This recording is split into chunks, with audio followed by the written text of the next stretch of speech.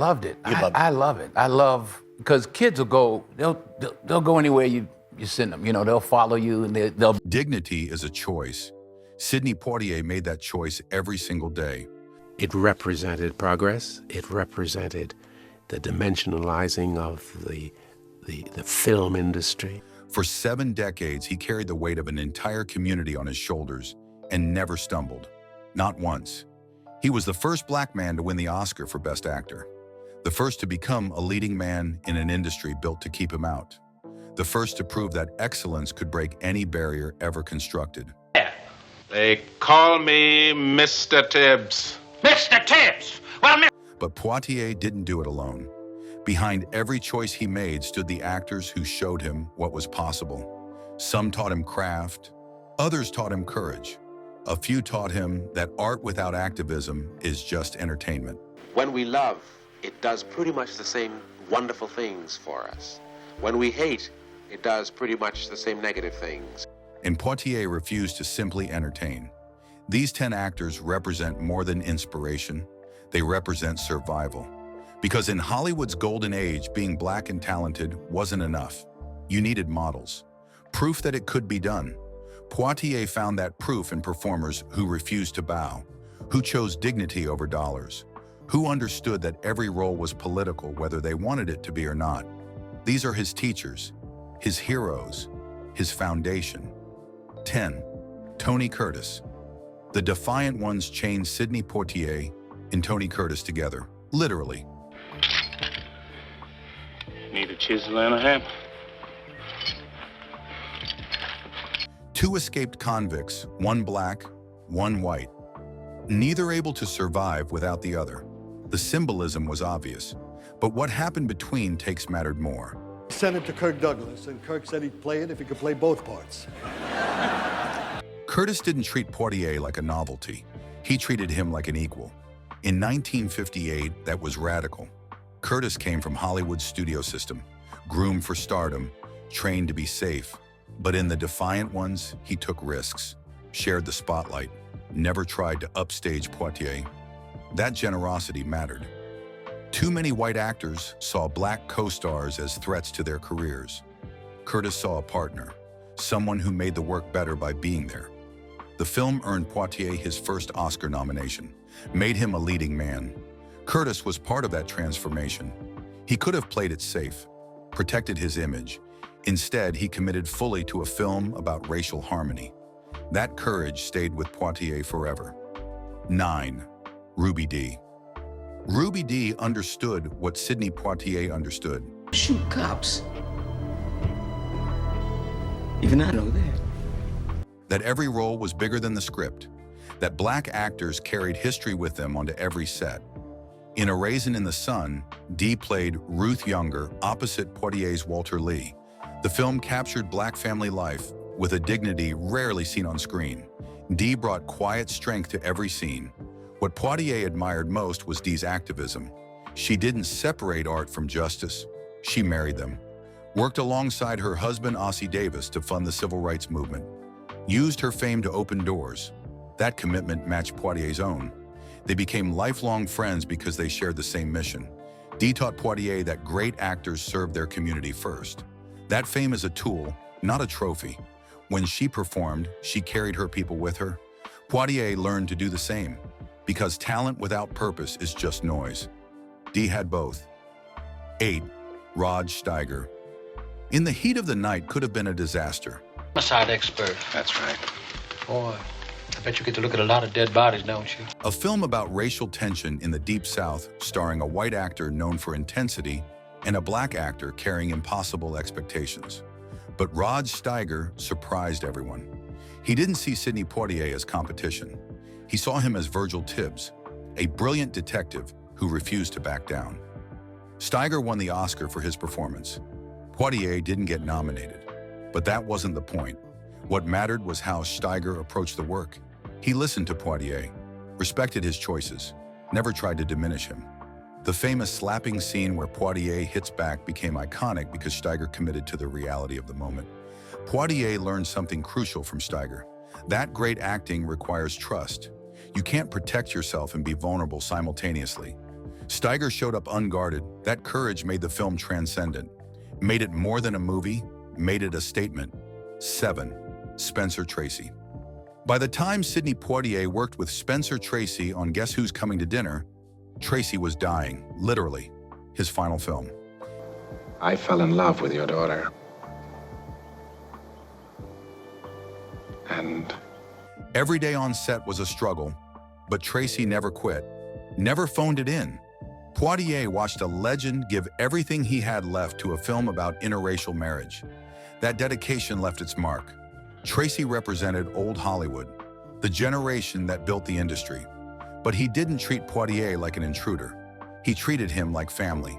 Their scenes together crackle with mutual respect. Two masters at work. Tracy's final speech in the film became his eulogy, a plea for love over prejudice. Poitier was there to witness it. What Tracy taught Poitier was simple. That greatness requires showing up even when it hurts. That professionalism means honoring the work above everything else. Tracy died 10 days after filming wrapped, but his lesson lived forever. 6. Katharine Hepburn. Katharine Hepburn didn't suffer fools. She'd survived Hollywood for decades by being smarter. Going to talk about me, are we? Goody. it's astonishing what money can do for people. Don't you agree, Mr. Tougher, and more talented than everyone around her. When Sidney Poitier arrived on the set of Guess Who's Coming to Dinner, Hepburn made her position clear. She was on his side, completely, without reservation. Hepburn used her power to protect the production, to ensure nothing would stop this film from being made. She'd fought her own battles in Hollywood, knew what it cost to stand for something. Watching her navigate the industry taught Poitier about leverage, about using fame as a weapon for good. What impressed Poitier most was Hepburn's fearlessness. She didn't care about controversy, didn't worry about backlash. She believed in the story they were telling. That conviction gave everyone else courage. Hepburn proved that legends aren't born.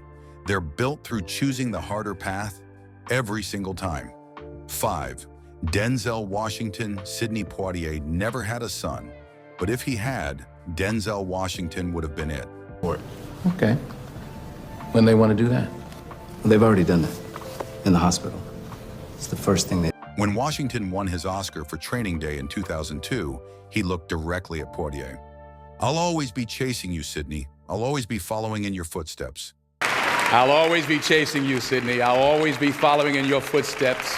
There's nothing I would rather do, sir. Nothing. That moment said everything about their relationship.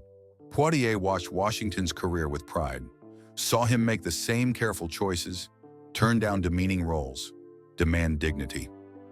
Washington understood what Poitier had given him, the path that had been cleared. He didn't take it for granted. He honored it by doing the work right. What made Washington special to Poitier was his commitment to excellence. No shortcuts, no compromises, just discipline and talent combined. Washington proved that Poitier's legacy would continue, that the door he'd opened would stay open, not because of quotas or guilt, but because talent demands recognition. Washington had it, Poitier saw it, and the torch was passed. 4. Lorraine Hansberry. Lorraine Hansberry wasn't an actor. She was a playwright, but her impact on Sidney Poitier's career was profound. You know, Ruth, I expect if it wasn't for y'all, I'd just put that money away or give it to the church or something. A Raisin in the Sun gave him Walter Lee Younger, a complex, flawed, fully human black character. Not a saint, not a stereotype, just a man trying to provide for his family. Hansberry understood something most writers missed, that black stories deserve the same depth as white ones. That struggle didn't erase humanity, it revealed it. Poitier had been waiting for material like this, roles that showed the full range of black life. Hansberry delivered it. She was also an activist, fearless, uncompromising. She used her platform to speak the truth about racism, sexism, and injustice. That combination of art and activism became Poitier's model. Hansberry showed him that great artists don't just reflect society, they challenge it, shape it, force it to evolve. That's what Poitier tried to do with every role. 3. Harry Belafonte. Brothers don't always agree. Sidney Poitier and Harry Belafonte proved that. They met in 1946 at the American Negro Theater. Both broke, both hungry, both dreaming of something bigger. Belafonte got the first break. Poitier understudied him. One night, Belafonte couldn't perform. Poitier went on. A Hollywood executive saw him. Everything changed. For 60 years, they challenged each other. Belafonte was the activist, louder, more radical. He turned down Porgy and Bess because of stereotypes, turned down Lilies of the Field because of the premise. Poitier took both roles, made them work. They disagreed about methods, but never about mission. Both wanted freedom. Both used their fame to fight for it. In 1964, they flew to Mississippi together. $70,000 in cash, money for Freedom Summer. The KKK chased them. They barely escaped alive. That's brotherhood, risking everything for the cause. 2. Paul Robeson. Paul Robeson lost everything for his beliefs, and Sidney Poitier never forgot it. Robeson was everything Poitier wanted to be: actor, singer, athlete, scholar, activist, a Renaissance man who refused to be anything less than fully human. But America punished him for it, blacklisted him during McCarthyism for speaking against racism and colonialism, destroyed his career, robbed him of his passport, tried to erase him. Poitier watched it happen, saw what happened to black men who spoke too loudly, who demanded too much, who refused to be grateful for scraps. That lesson shaped every decision he made. Poitier chose a different path, quieter resistance, leading by example, opening doors instead of burning them down. Robeson died in 1976, largely forgotten, barely mourned, but Poitier remembered, carried Robeson's lesson with him. That courage looks different on different men, that there's no single way to fight, that someone has to open the door and someone has to walk through it. Robeson opened it. Poitier walked through. Both were necessary. 1. Canada Lee. Most people don't know Canada Lee. That's the tragedy. Sidney Poitier never forgot him. That's the tribute. Lee was one of the first black actors to play non-stereotypical roles on Broadway and in film. He starred in Orson Welles' production of Native Son. Fought for dignity when dignity was considered revolutionary.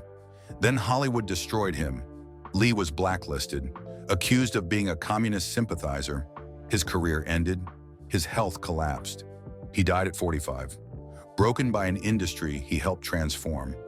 Poitier was there to witness it, to see what happened to pioneers, to understand the cost of being first. Lee taught Poitier the most important lesson, that someone pays for progress, that doors don't open without sacrifice, that every black actor who came after would stand on bones. Lee's bones, Robeson's bones, the bones of forgotten performers who dared to be excellent in an industry built to reject them. Poitier chose Lee as number one because Lee represented what was possible and what was taken. He showed Poitier the path. Then I died walking it. That kind of sacrifice demands remembrance, demands honoring, demands that someone finishes what you started.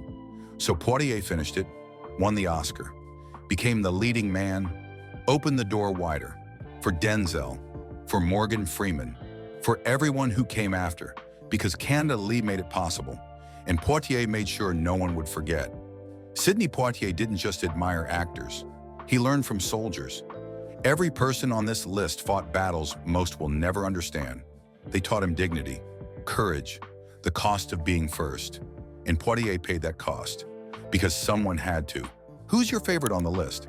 Comment below. Subscribe for more studio insights.